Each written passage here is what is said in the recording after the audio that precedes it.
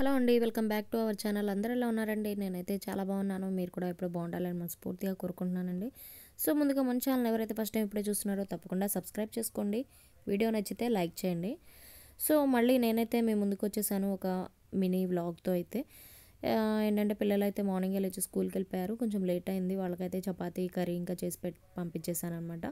So, ఇంక మా వారికి లంచ్‌లోకైతే నేనిక్కడ వంకాయలు, వంకాయ టమాటా కర్రీ అయితే చేయబోతున్నాను. వంకాయ ముక్కలు కట్ చేసి పెట్టుకున్నాను అనమాట.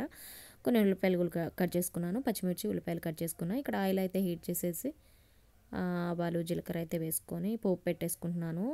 ఉల్లిపాయలు, కొద్దిగా కరివేపాకు, పచ్చిమిరపకాయలు వేసి వేపుకుంటున్నాను అనమాట. ఇదంటే మనకు వంకాయ టమాటా కర్రీ అంటే వంకాయ కర్రీ చాలా ఫాస్ట్గా అయితే అయిపోతుంది కదా.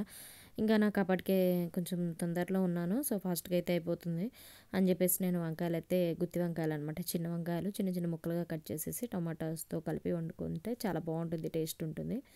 సో, అదైతే చేసి ఈరోజు మా వారికి లంచ్ పంపిద్దామని నేనైతే ప్రిపేర్ చేస్తున్నాను అనమాట. సో, వీడియో అయితే స్కిప్ కాకుండా చూడండి లాస్ట్ వరకు. వీడియో బాగుంటుంది. సో, మన ఛానల్ని చూస్తూనే ఉండండి. మంచి మంచి వీడియోస్ కూడా ఉన్నాయి ఛానల్లో. కుకింగ్ వీడియోస్, వ్లాగ్స్, ఇంకా షాపింగ్వి, బయటికి పార్క్స్ ఇలాంటివన్నీ చాలా ఉన్నాయన్నమాట. సో, పిల్లలైతే రెడీ అయిపోయి స్కూల్కి అయితే వెళ్ళిపోయారు. ఇక న్యూ ఇయర్ సెలబ్రేషన్స్ అవి అయిపోయినాయి. ఇంకా మళ్ళీ 3 days హాలిడేస్ వచ్చాయి కదా, బ్యాక్ టు బ్యాక్. సో, ఇంకా వాళ్ళు కొంచెం డల్గానే అయితే వెళ్ళారు ఈరోజు కూడా. ఇంకా ఒకరోజు వెళ్తే నెక్స్ట్ ఇంకా అలవాటు అయిపోతుందిలేండి. సో, ఇక్కడ నేనైతే కర్రీ ప్రిపేర్ చేస్తున్నా. వంకాయ ముక్కలు కూడా వేసుకున్నాను. తర్వాత ఇక్కడ టొమాటోస్ ముక్కలన్నీ కట్ చేసి పెట్టుకున్నాను అనమాట. కొద్దిగా నేనైతే టొమాటోలు ఒక 3 తీసుకున్నాను.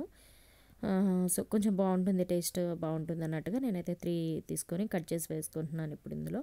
వేసుకున్నాక ఇందులో కారం, పసుపు, ఉప్పు వేసి ఒక 10 నిమిషాలు హై ఫ్లేమ్లో ఉడికించుకుంటే, హై అంటే మరీ హై కాదు, కొంచెం మీడియం ఫ్లేమ్లో ఉడికించుకుంటే కర్రీ అయితే అయిపోతుంది. చాలా బాగుంటుంది. ఇది మనకు చపాతీలోకి, రైస్లో కూడా చాలా బాగుంటుంది కర్రీ. సో, నేనైతే ఈరోజు ఇదే అయితే సెలెక్ట్ చేసుకున్నాను. సో, మన ఛానల్ని చూస్తూనే ఉండండి.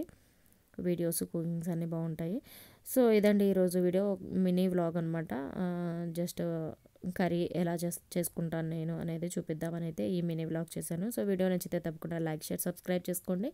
మరిన్ని మంచి మంచి వీడియోస్ కోసం చూస్తూనే ఉండండి మన ఛానల్ని బిందుస్ వరల్డ్. మరొక మంచి వీడియోతో మళ్ళీ మీ ముందుంటాను. అంతవరకు బాయ్ అండి.